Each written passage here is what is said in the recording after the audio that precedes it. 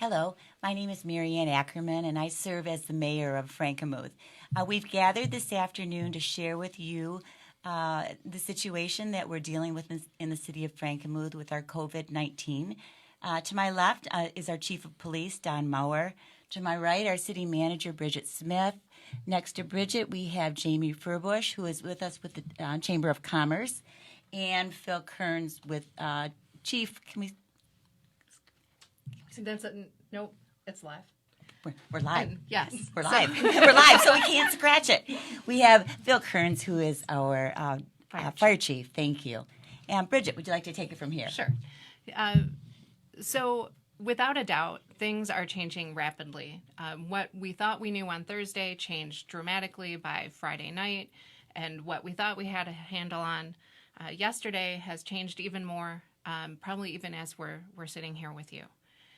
So I wanted to let you know that as a community, not just Frankenmuth City, but an entire community, we work to develop a task force, and it includes representatives from our local places of work, the chamber, our police department, different departments within the city, The library. the library, the school district, St. Lawrence School, pretty much everyone that can bring some resources to the table and help us communicate a strong message to our residents are gathering around this same table with us. As a group, we think it's incredibly important that you have access to good information. So we're sharing that information on the city's webpage at frankenmuthcity.com. You can look for the COVID-19 update link. You can also check the city's information line at 652-3441, and that's updated daily or as needed.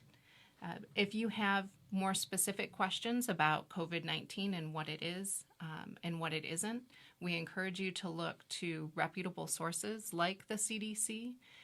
Their information is linked to the city's page, but you can also find them at cdc.gov. One of the reasons that we've asked police and fire here today is that this is rightfully a different experience for many of us, and it is frightening. And we're nervous. Yes, we're nervous, but I have to say, as nervous as I am, I feel very confident in what the city and the community has to offer. We want you to know that when you need us, if you call us, we're gonna be there. If you call 911, the police are going to come. If you need the fire department, we're going to be there. This is a time of concern and of some self-sacrifice on all our part, but it is not a time for panic. Chief, do you have anything you want to add? We're just going to continue to provide all the services that we do on a day-to-day basis. We work hand in hand with the fire department. And our best piece of advice is follow the universal safety precautions that our healthcare providers have put out there for us. And we often hear predictable is preventable. Well, I'm not sure we totally can prevent the spread of this virus, but we certainly can keep it in check if we follow the rules and regulations that have been put out by the health care professionals. So we are a department that is 37 members strong. We want to make sure that we continue to have our people available should you need our assistance. So we're going to be doing some different things precaution-wise that you might not see us normally do on different instances. And I know Chief Mauer, you're talking about doing different things over the phone as much as possible if people can do that. But we don't want our people needlessly exposed as well. So just bear with us while that's going on, but that does not mean that we're not there to assist you. We can do whatever we can to provide our service to you. So just stay calm. We're going to be in good shape. I can't think of a better community to experience something like this in.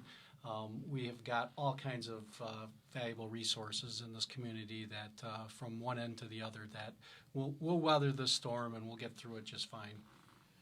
And while we're all very nervous, one of the most impressive things that I had happen today is a resident messaged me on Facebook and wanted to know if I had a list of all the businesses that were going to be open, restaurant-wise, for takeaway or dine out, because she wanted to share that with her family and friends recognizing that there's so many other people impacted. And Jamie, do you want to?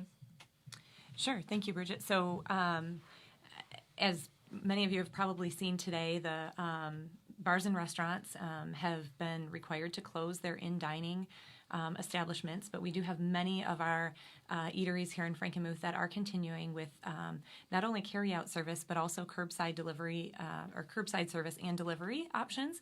So our team at the Chamber is literally in the process of putting together a resource for you, and we'll be sharing those publicly again on the city's page on our frankenmuth.org /COVID-19 page as well, that will have a link to all the businesses that you can during these times where we're all a little bit more restricted than we are on a normal day, that we can still find ways to be able to enjoy something a little bit different outside our home. So I think those curbside takeouts and delivery options will be very welcomed, and they will certainly be very appreciated by those businesses. Many of our small businesses are going to face some of the most challenging economic times with these closures and just the lack of movement around by people. And we certainly respect the public health crisis that's going on and want to be good stewards. And I think our businesses here are have been very responsive to all of the different regulations that have come down. So we have a lot of closures happening with the business community, and we'll have a list of those on our website for you as well.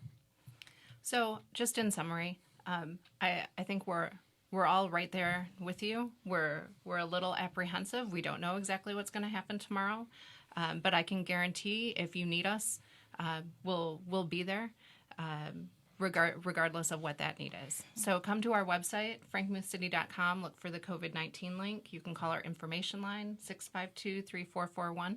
Sorry, one more thing. So I really would like, we talked this morning in the task force about being good neighbors, and we're a community of good neighbors. And in this time, I think, we have a lot of seniors in our senior population in our community, and I sort of have been joking and that we have such active senior populations here that don't really consider themselves a senior population or at risk, but because of age and other medical factors, they perhaps are at risk. And so we really want to urge the seniors in our community to allow us as a community to embrace you and take care of you and help you stay safe during this time. So while you might not be in need, there's a lot of volunteers in this community that really want to help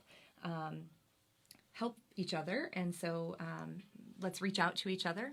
Maybe don't touch, but do what we can to support our neighbors and learn what we can do to help keep people distanced and yet supporting their needs, whether it's food or prescriptions. And I think Chief Mauer and I would also like to add that the runs we're seeing on the grocery stores shelves for certain products is just people's, I think, panic, hysteria over things that we will weather the storm, people. Frankenmuth is a great place. If you need something, certainly we're not telling you not to buy it, but please consider your neighbors and those people who are also in need, and let's try and get through this thing together as cautiously and as, full of pride like we typically do things around here. So we've had a couple people ask if the hotels are closing. So the only one that I know, I can tell you. Yeah, okay, so the question was, are the hotels closing? So I do know that the only one that I know for sure that will be closing is the Bavarian Inn Lodge. They are closing because the Family Fun Center has to be closed as well as the water park.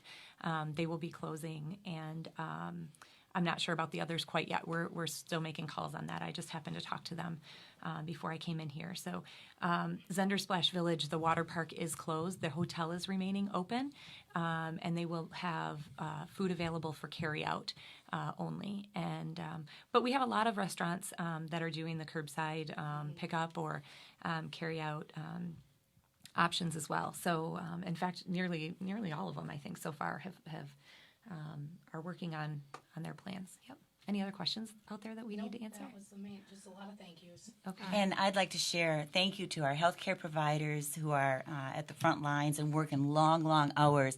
Thank you to the employees at Kroger's. I know that they have been working really, really hard. Thanks to all of you, and thanks to our citizens. We will get through this. Yeah. And in times of crisis, you have the opportunity to really achieve some great things. And I have no doubt that when this is over, we'll be proud of how each and every one of us responded. And I think one more thing to add too, with regard to the churches, the schools this morning advised us that they're more than ready to come to our aid with regard to meals or shortages of things that are basic essentials that they're ready to go to work. So if we ever need something like that, we're planning for those kinds of things as well, even though we hope we aren't going to have to get to that point. So we're here, and we'll keep you informed. And if you need us, call us. Thank you. Thank you. Thank you. you.